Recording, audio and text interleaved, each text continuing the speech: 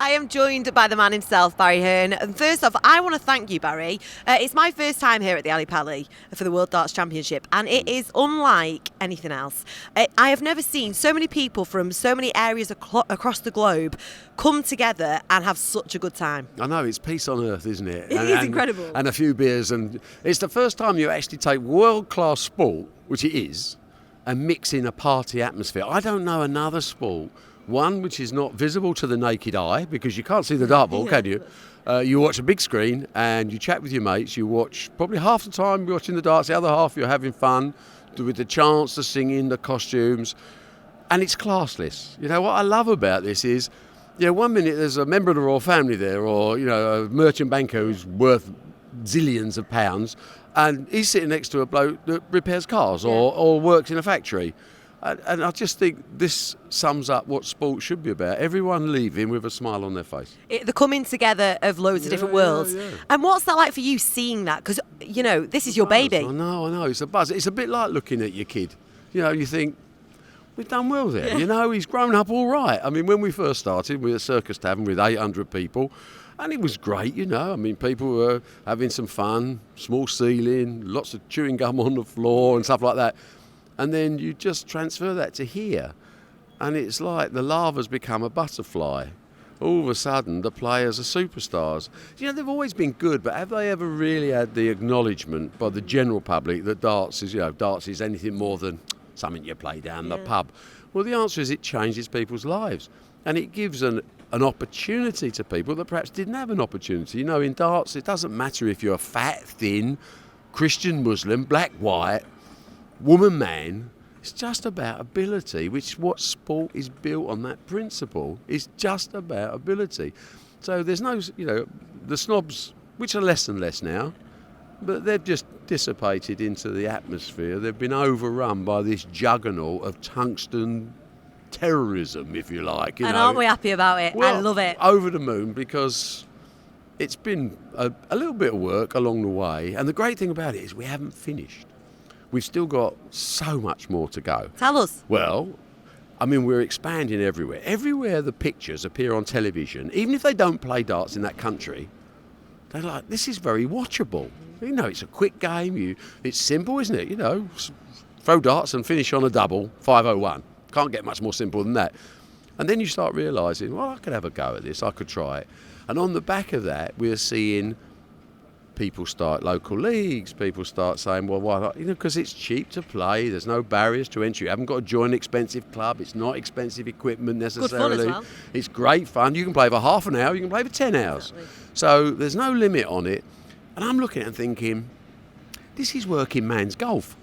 Yeah. So golf. The one thing about golf is it's got a lot more prize money than I'm getting at the moment. Yeah. So my nose, you know, my ears go up, and I think, there's a market here which I can market with the team I've got, and I don't think it'll be very long for it's £1 million first prize instead of $500,000. And you imagine that, you know, one night changes your life. In my world, it was only ever boxing where you change your life in one night, because, you know, you come out, you knock someone out, and you're a champion, aren't you?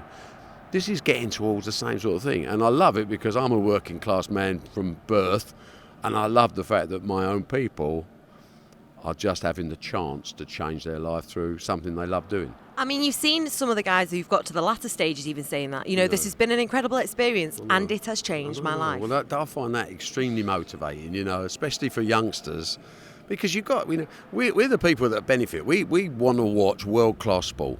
We want to be entertained by the best. So we're quite picky about what we want, you know.